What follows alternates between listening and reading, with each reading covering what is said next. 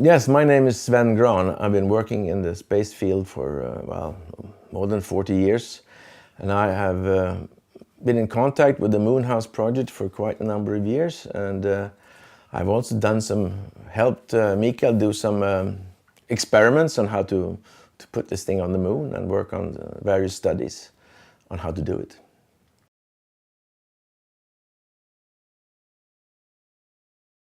This guy is completely crazy. That was the first reaction.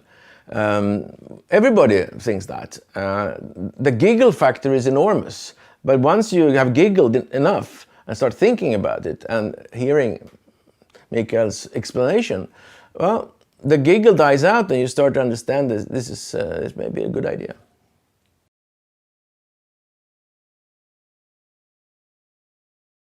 Well, I mean, for me, space is a personal thing.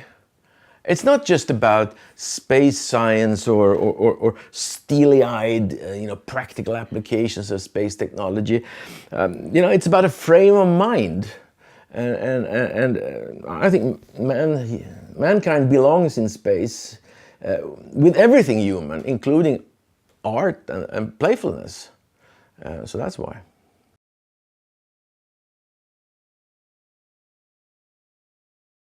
Well, I mean, if you look at how often something has been put on the moon, it hasn't happened very often. At the present, in the last sort of 10, 15 years, there have been many space probes sent to the moon to circle the moon, but only one to actually land.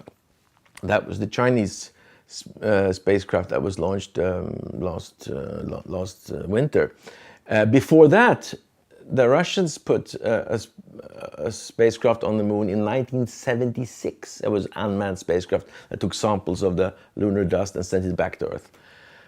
And that's a big, gap in time. So obviously, it's not something you do every day.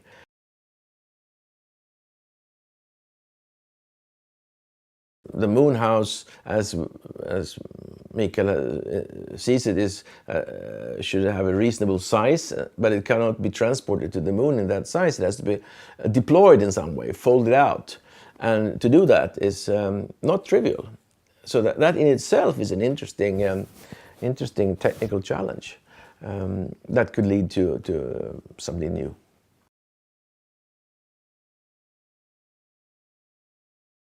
The space business is changing, sort of, now, more than 50 years after it started, and it started to change maybe 25 years ago, and now the rate of change is even higher. There are a lot of new ideas coming up.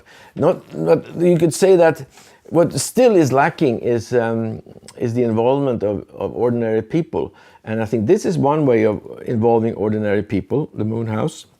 The other is space tourism, which still is a dream. It still hasn't come true, really.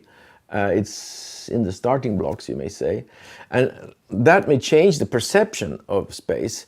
In the early days, space was perceived as expensive, military, and completely useless.